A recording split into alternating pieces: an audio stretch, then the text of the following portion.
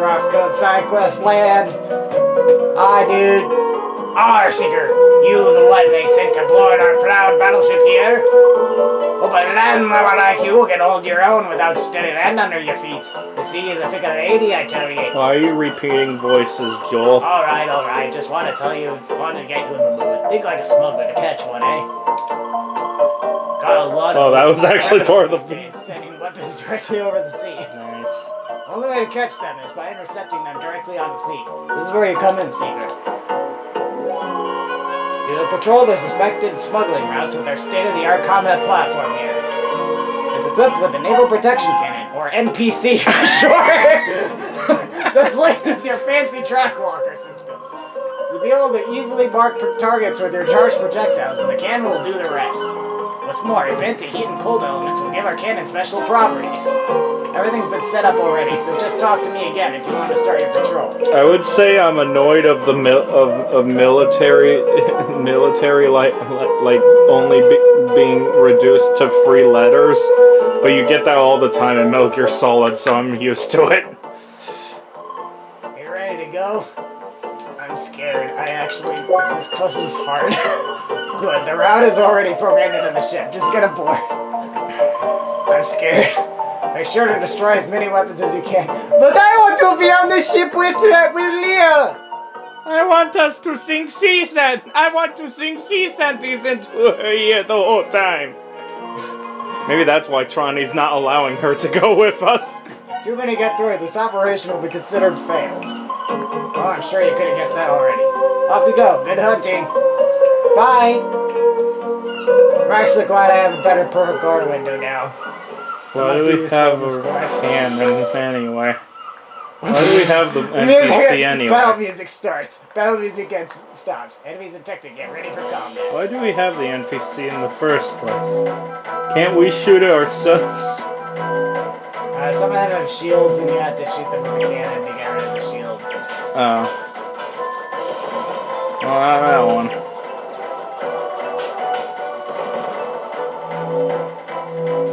So you can miss 5. Ow.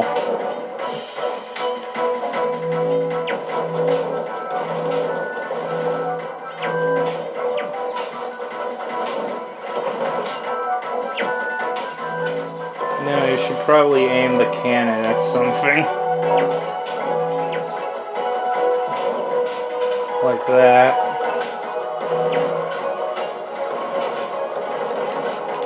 Stop running into the shots. Well, the problem is, this is the thing I hate about this quest. The cannon can get hit. And, it has a limited amount of HP, and it can die. So you have to, like, protect the cannon, which is a huge pain. I don't like this quest. 12th is spelled Twelth, right? What? Twelth, right? 12th? Yeah? I'm gonna assume that's it.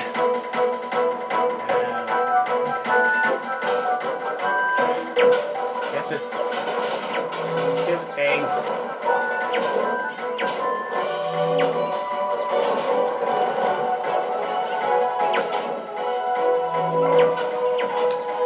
Ow.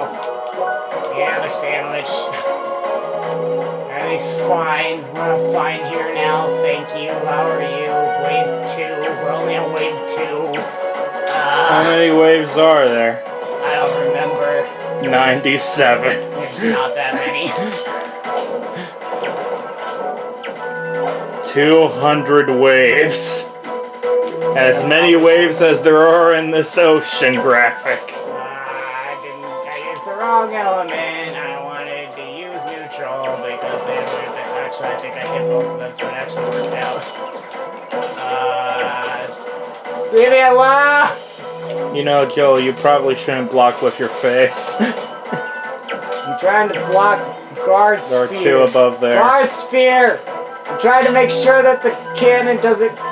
Yeah, go away! Go away, stupid boss! You missed 2 of them. Okay. Well, they're not officially missed yet, but whatever. Ah, some going reason. super bad and the cannon is dying. Ah! I hate this Yeah, quest! there we go. There's the I hate this quest!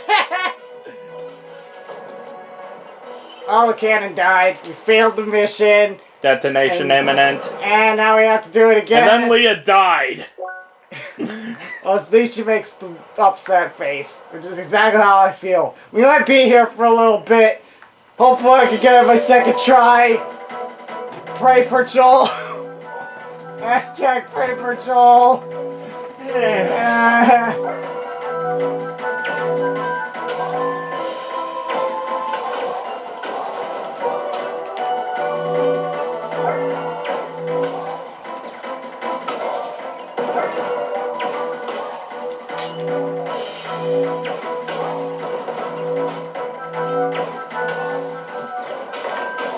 Oh, I actually do have Briskberry. I should use Briskberry.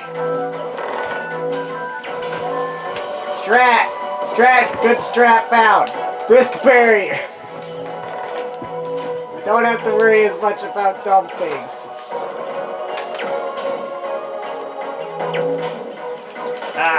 Brisk. That's wrong element. That's the wrong move.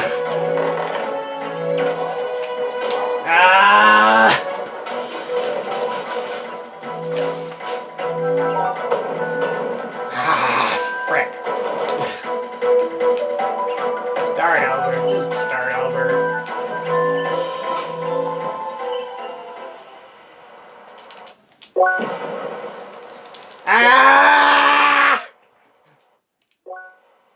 Wall pumping. This is a technique that optimizes Link's walking pattern. When walking cardinally left or up, Link's movement begins on the 2-pixel speed. Changes to the directional input resets his movement speed back to the beginning of the sequence. Therefore, if walking left or up along a wall, you can mash diagonals into the wall to repeatedly reset Link's movement to the 2-pixel speed and avoid the slower 1-pixel speed in the sequence. Optimal wall pumping can get Link to move at a constant rate of 2 pixels per frame, which is quite the improvement over his usual 1.5 pixel per frame walking speed. However, humans cannot wall pump fast enough to accomplish that, so in real time, this is more of a frame-saving technique. There is also water pumping, air pumping, and ladder pumping, which are all variants of wall pumping and have the same logic. Quick hopping. A quick hop skips the 20-frame countdown that normally occurs when Link tries to hop a ledge. You can only perform quick hops after receiving the Pegasus boots. You automatically quick hop if you are dashing. To do a quick hop while walking, press A when Link is up against a ledge. You know what? I'm fed up with this quest. We're doing it when we're over leveled. Oh, I was hoping to say more speedrun tech for Link to the Past. We're doing this quest when we're over leveled. I don't like this quest. I don't want to do it right now. Oh wait! He was added in the patch! What the fuck is... Hey, blue-haired girl! Wait a second. Crossworlds is full of bizarre and cool things. I hope you enjoy your stay and never give up. Wait a sec. Yes? Who is this? I have no idea. He looks like... Pringle the One. That's a YouTuber. Oh! That's... I know him from his Danger Dolan countdown stuff, but that's a YouTuber. Cool. I was like, wait a second, why does this guy look super familiar? Unless he did something for CrossCode or something. By the way, he was added in on most in this patch. He wasn't actually there before. So yeah, we're not doing that question. Harabomb. Well, I was really hoping to say more Link to the Past speedrun tricks. I got this book out for nothing! Let's go up here. I wonder how many times I said Link in those two. Well, why didn't you count it? Okay. 1, 2, Make sure you say it loud enough for the whole audience to hear. 4, 6 times.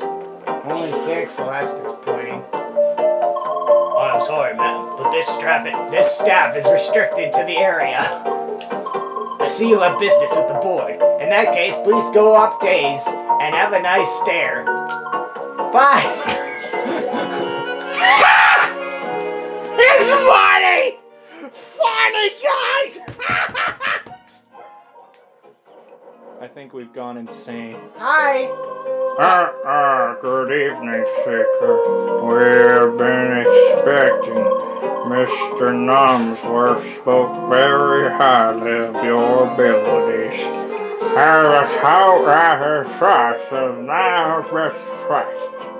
Oh, I thought the text box going to his mouth was a cigar. As you hopefully know, Rookie Harbor is a central settlement with strong connections all over Shadoon. There is barely a commodity that cannot be found on our mighty venues of capitalism. Ho! So we still lack the capacity to Damien, acquire man, I'm sick of all of these side quest high-quality episodes. metal Also, Damien, make side quest without episodes. relying on the other settlements. It will be your most urgent task to remedy this. I hope we can still count on your assistance. Excellent. Then go to Village and visit their trade. Umbrella works. I've already negotiated something about your injury. You'll fail right into the bargain. Good, now go and get your task. Bye! Okay, let's see. Oswald's Bergen Village. Go to Bergen Village. You can also talk to Live to the Lips while we're there. That's not Bergen Village. This is Bergen Village. Yes. You can bomb jump across the pit where the Moon Pearl Big Chest is in the Tower of Hair. Which is all the game is anyway. Link to the past. Oh. Hi. Oh, hello, Sickle Cat. You just doing some metal. It's a special shiny today. Leah. I don't need to sit for you have no one that I have the deal.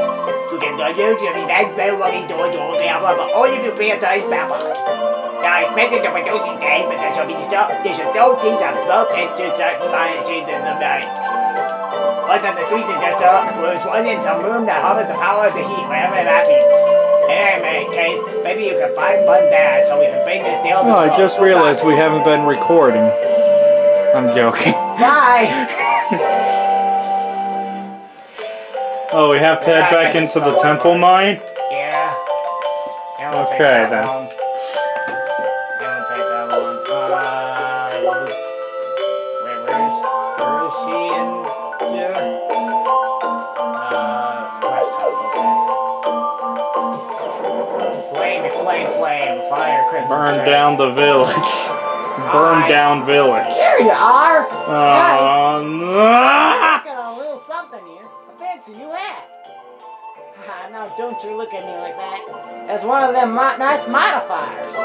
This is so y'all can increase your chance of loot by having a high combat rank. And all by myself. Here, take it, sweetheart. So we got a straw hat. We finally have a new hat? Glad to hear it. It's just equipment. Alright, y'all be good now. I keep hitting them plants for you, will ya? I was really hoping for a new hat. No. I think the only other skin is like the ninja outfit. Aww. Which I guess if you want to buy the ninja outfit, you can, but I'm not gonna buy it. I'm not gonna buy it. Or DLC? It's DLC. Okay. Okay. So we heading to the temple mine now? Yeah, temple mine. Let's go to the temple mine. The first thing you have to know about this game is that the Fire Stingray, piloted by Samurai Goro, is your Back in only the option dungeon, when see you going for later. fast times. It has the best grip, best boost, and highest top speed of the 4 available vehicles. The 3 other ships don't even come close to Fire Stingray's performance. The only downside to the Fire Stingray is the slow acceleration, so you'll have to get it at its 478 kilometers an hour max speed as quickly as possible and make it stay there. Look, a boss! Look, a boss! It's more What's like it called? Smelter Digger. Oh, that's cool. Weak to fire and ice. Oh, that's nice. Once you've got a feel for the Fire Stingray, the next thing to learn is Blast Turn. This is the most important technique in the game. Blast Turning simply means tapping the accelerator very quickly while steering through a corner. Without it, Fire Stingray has a bad tendency to understeer and continue going straight, certainly at top speed. Unlike Blast Turning, use Blast Turning constantly. It's the best way to get around the track and speed through those corners like a pro while avoiding hitting the rails. Using the shoulder buttons makes your ship lean over and enables it to get through much sharper corners. Unlike later F-Zero games, drift turning, steering into a corner while holding the opposite shoulder button, is impossible. So you'll have to make do with a combination of leaning and blast turning. This really has just turned into as much as you Go can, home, hasn't it? as it slightly dear. decreases your I'm so speed sorry. when used in a turn. I'm so sorry. We've turned CrossCode into Go Home. The opening lap is the most important of all. Lots of time can be gained or lost by overcoming Fire Stingray's slow acceleration, getting to the 478 kilometers per hour top speed as soon as possible. At the start, hold down the accelerator as soon as the countdown for the race begins to make a small boost forward. Take advantage of the small lead and oh god, I'm bored of F-Zero! Oh, their speedruns are there.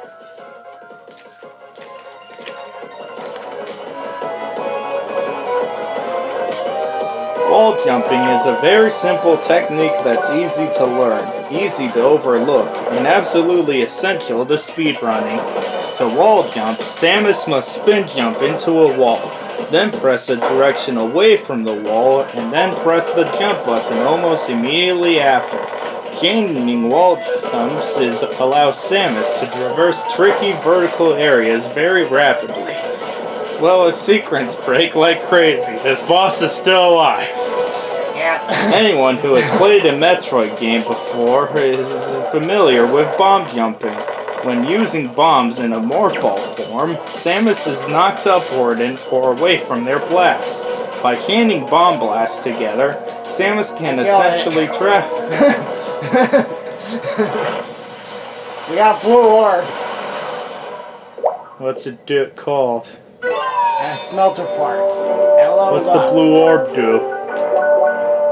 We already have blue orb. You can see there's something buzzing inside. Hot parts of a generator that was presumably even hotter, vital for advanced metalwork.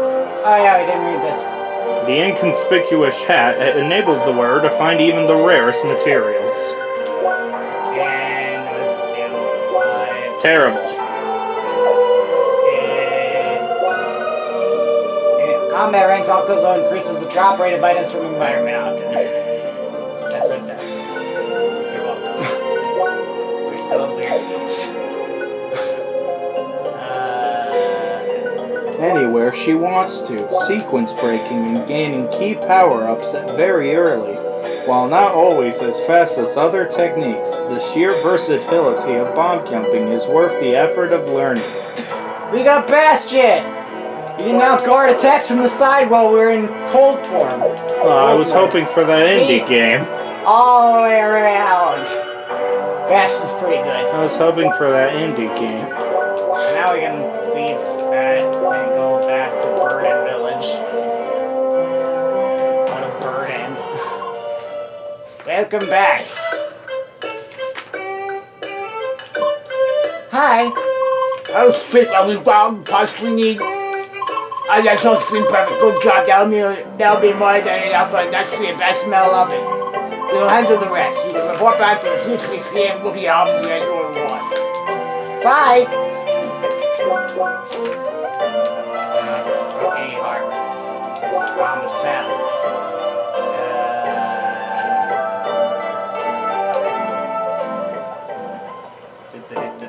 So what are we doing now? I'm just gonna turn in the quest real quick. Okay. And then we're gonna go to Alden's Fall and do the two quests there, and then we should be, and then we gotta do the chests in Alden's Fall. And then we'll be done.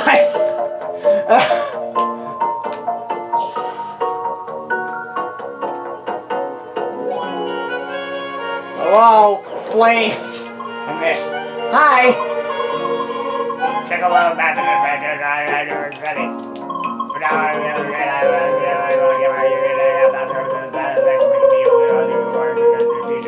bye. And we got stuff, yay. Flames. Flames and fire and flamey fire and flames. Why was there the bar there? What? Why was that bar there? I don't know what you mean.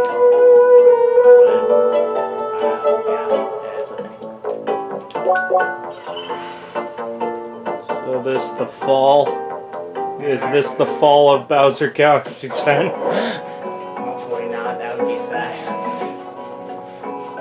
CrossCode was our final Let's Play. Because we both died of death.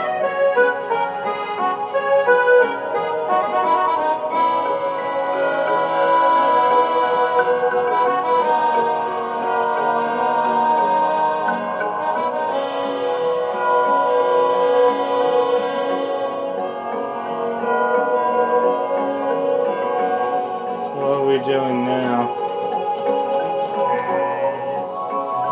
This guy, and he has a quest. Hi.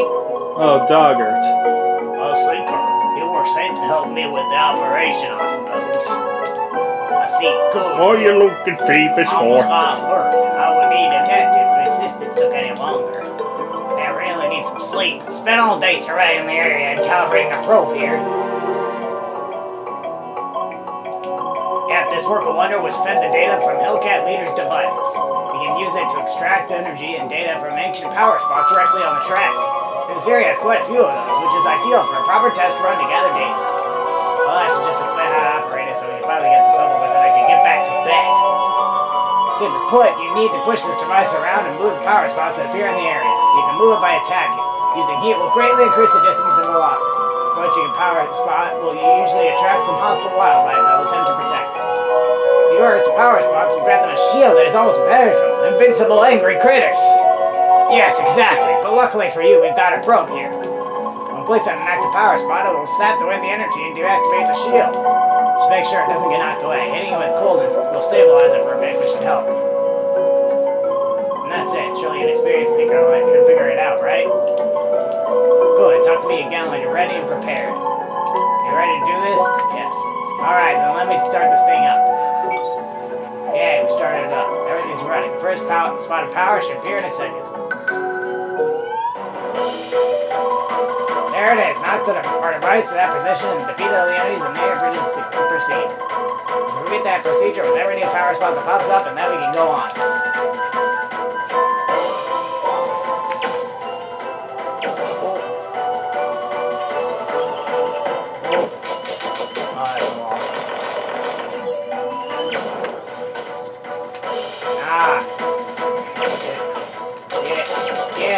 Get. Thank you. Now stay. Stay like a good Bobby boy.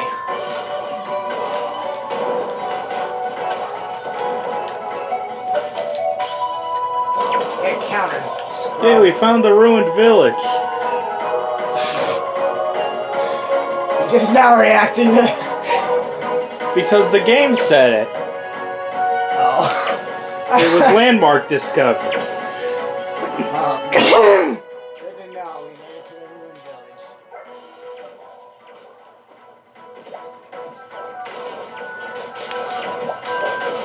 Aw, like...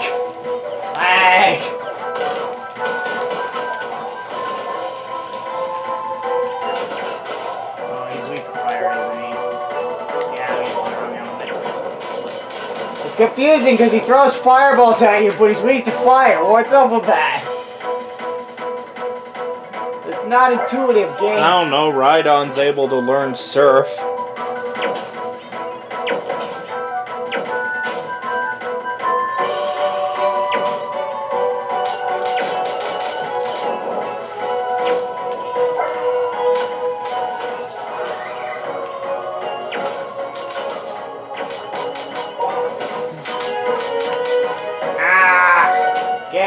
On the thing. Now stay.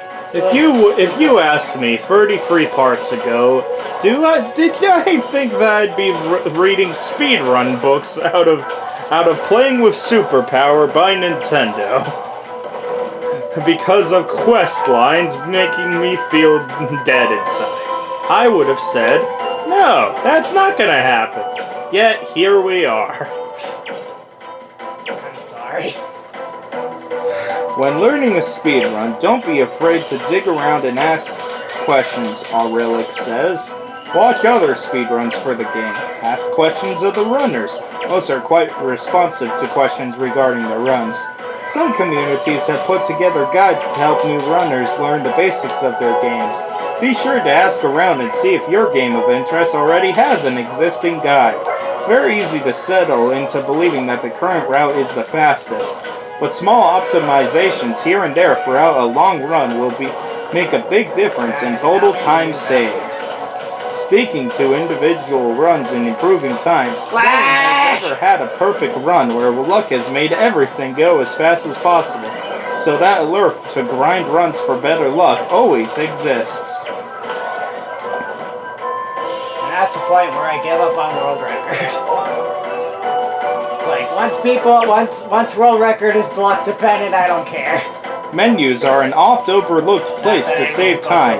Each menu optimization may only save a few frames, but a lot of time is spent in menus. And again, those frames add up quickly. Knowing exactly where items are in your inventory as to avoid spending precious seconds searching for them is important for the fastest times. You remember where your items are?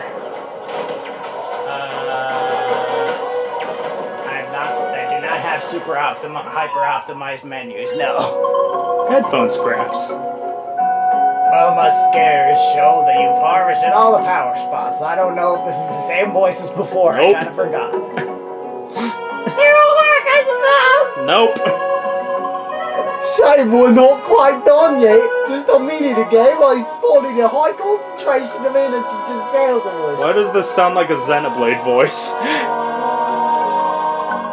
Yes. No, go back. Go back to the other one. It's way better. Well, seems like the track doesn't want me to get my overdue sleep. In any case, we need to handle that as It's well. halfway Australian, half goofy. I love it. Australian Keep doing it. goofy, yuck. Yuck. Keep doing. The data we can extract there could be too valuable to ignore. Follow me south so we can get this over with. Now he's turning into dice. I guess I overdid the Australian. Leaned too hard into Australian or something. I don't even know. I'm making this up on the spot. Making this voice up on the spot, so it's gonna be weird. Hi! Great, there you are again. About time we finished this task, I would say. Why do you keep changing his voice? The Australian was the best part. This time, all the energy signals can be found. Go back to my Austrian! Weird coincidence that considering there's nothing really special about the tree itself. Though it seems to be rather unstable and fluctuating this time. You should keep an eye on that. In any case, knocking a probe out onto the power spots is the point. Then the hostiles should do the trick. I'm ready whenever you are. Just give me the signal, Seeker. Ready to finish this up? Alright, let's start. Is this pretty much the same thing, just more? Except for you have to, like, the power spot keeps moving, basically. Assuming you're actually paying attention to anything that was going on. Nope. So basically, we put it on the power spot, we use ice to make it stay there, and then we kill all the enemies now that it's on the power spot. This should be fairly obvious, but of course in a Star Fox speedrun, a significant amount of your time savings comes from killing bosses more quickly. Boss fights are probably the one single area in the game where you have the most control over how long or short it takes, versus the rest of the game where you have a relatively limited ability to affect the auto-scroll rate that the game moves at. Each boss has different strategies to quickly kill it, and while I cannot possibly cover them all here, I will discuss a few in detail to give you an idea of strategies involved. Lag reduction. A lot of lag reduction in Star Fox is pretty situational, and much of it might even seem counterintuitive at first glance until you really learn the levels, and even then some of it will probably remain counterintuitive. Probably the single most important thing to understand about a Star Fox speedrun is regarding the auto-scroll component in the game. This is the part of the game that moves your R-wing forward automatically without your needing to hold forward or some other accelerate type of button on your controller during gameplay. The rate at which the auto-scroll moves is influenced by the frame rate that the game is running at. Thus, if you are able to reduce lag, you keep the game engine running at a higher frame rate, which means you'll finish every level quicker. Simple, right?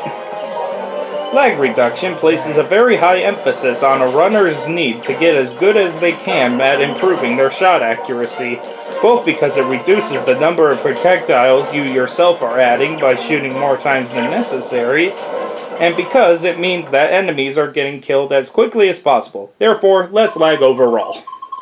Seems like you're done. Everything's clear. For real this time, finally. What have I done? I'm gonna skip for the fanfare. Our probe needs to get back to HQ and I need to sleep. Talk to our leader for rewards. You know the drill. Now excuse me, I gotta get going. Bye. Laser bridge! Laser bridge! What a nice and lekker laser bridge! Thank you, Emily. Thank you very much. Yay! Okay, now we gotta go back to Now our I spawn feel and happy kill again, just hearing laser bridge. Now I gotta go back and kill a bovine. Where is that again? Where's the bovine?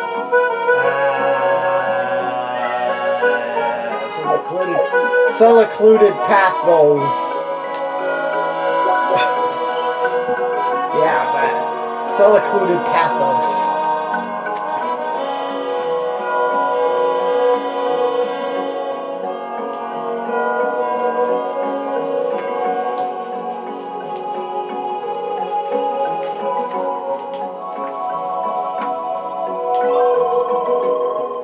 This quest also uses instances.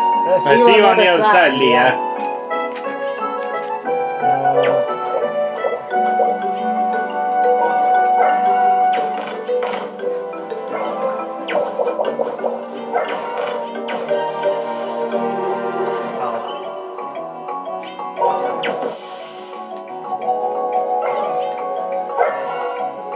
Side west.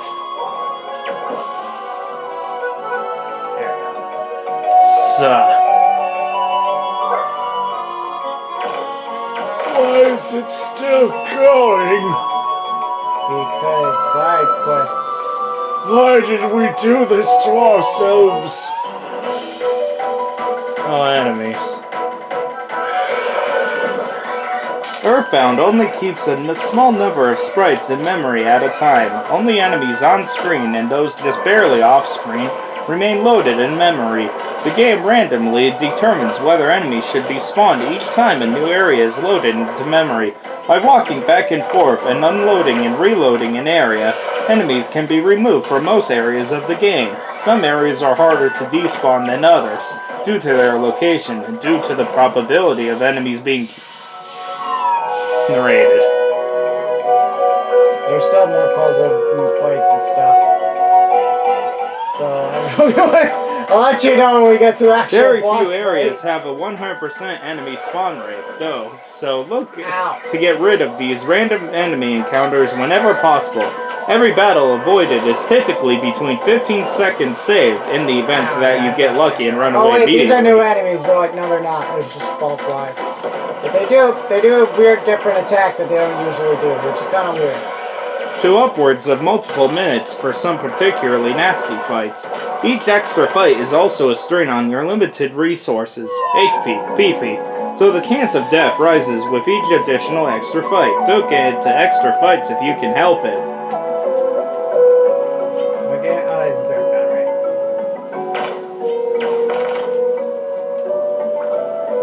So don't get into extra fights if you can help it. Got it. That sounds like it's the case, and that sounds like it'd be the case in pretty much every RPG speedrun ever.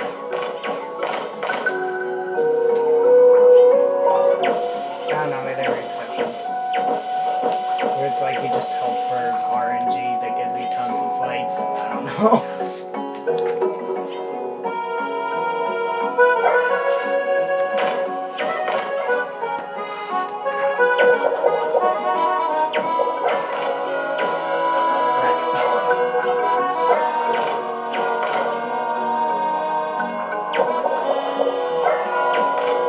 When you need to turn around or come to a stop, the fastest way is to either tongue a wall or ceiling, or if no wall is available, press down briefly.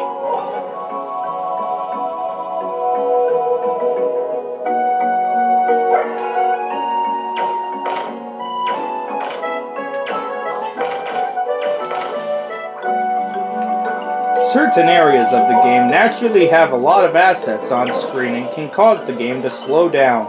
To help reduce or prevent this, shoot some eggs to reduce your egg count and thereby also reduce the number of sprites on screen. This is Yoshi's Island? Yep. Okay. I made it to the boss. By the way, we're 37 minutes in to this episode. Should we just fight the boss? We should just fight the boss. Oh, that's a bull. I thought it was a dude. Like on a motorcycle or something. So you freeze the thing and then you make him run into it, which I failed to do. Because I'm good at video game. Why does every boss need 3 phases? Because it's a rule of 3. Classic. But the first one was rule of 4.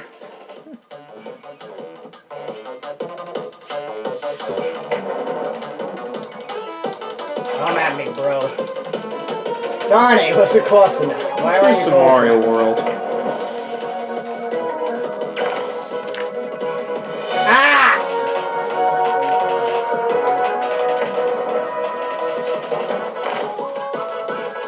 There we go.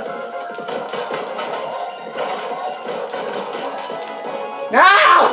He has like 1 HP left on his face! Not fair!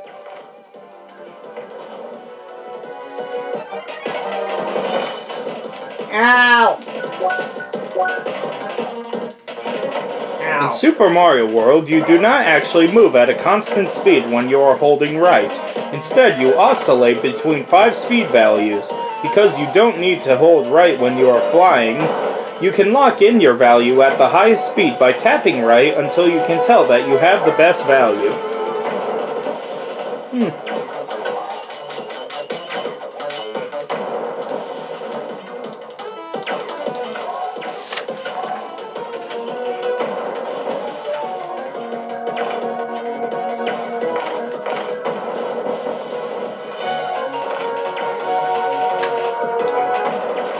Back to one that I know a bit more about.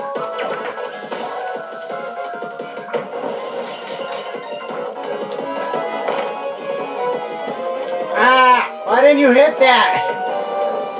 Like 2 inches away from you.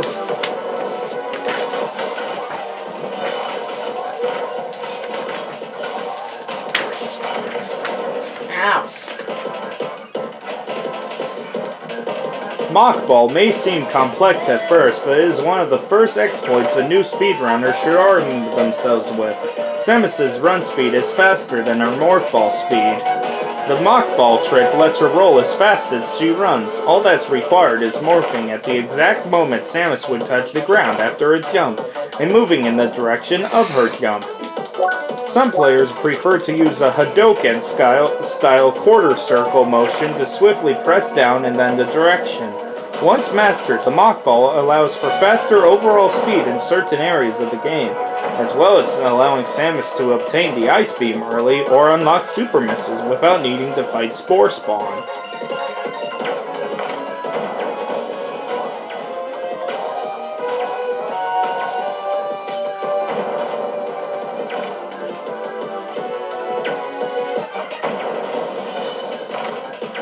There are numerous categories available to speedrunners, the tried and true to any percent and 100%. As with more popular games, speedrunners have introduced a variety of unique runs to keep the competition interesting.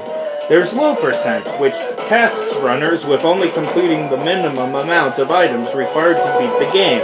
The exact percentage is 14%. And Golden Chorizo or GT code, which utilizes a debug code that instantly grants Samus the majority of her items and upgrades very early in the game.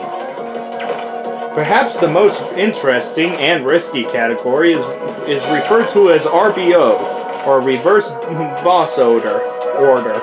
Reverse Boss Order. Why does this phase exist? Makes heavy use of sequence. Meaning How did I do this playing before? the game in a way that was not intended by the developers. To face Ridley first instead of last, Samus must navigate Norfair without the various suit, causing her suit's extremely low energy to rapidly drain.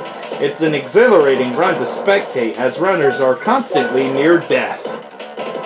An immense amount of skill and determination is required to speedrun Super Metroid, but every space hunter must start somewhere. Frick, I just went back to those other phase. It's going real badly. Ow. If you think Super Punch-Out can be tricky, imagine doing it blindfolded live in front of over 100,000 people. Current world record holder, Zallard1, has done exactly that, and made it look easy too. But the IRL WVBA champion started from the bottom, just like Lil Mac. My initial runs were pretty bad when compared to where it is now. That's kind of the beauty of it. Your first run has no expectations to live up to. Just finish the game as best as you can and try to beat it faster next time. It's going so bad! Things are going well, I can see. It's going really bad! So, you know how I said we were at the 37-minute mark? Yeah. We're now at the 43-minute mark. And I cannot inspire confidence that it will end soon.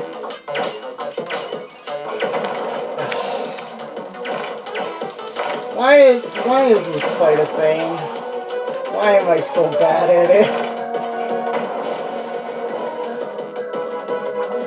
Rolling on tires is also an advanced technique. Because of how tires are programmed, trying to roll off one can result in death if you don't know exactly how to roll off a tire. Where you land in relation to the tire is extremely important to determine when you should start rolling. Inputting a roll a little too early or a little too late can result in death and ultimately kill your run. Kicking! Ah! Why am I bad?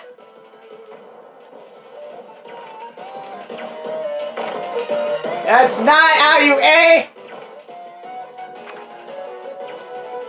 Work! Frick! Hit the stupid ball! Ah! You know what? I'm putting this on the list. We're doing this quest later. We're ending this episode. I honestly kind of want to end the session. I'm kind of salty right now. See you guys next time. Take care. I'm upset. The key to becoming a Super Dream Course champion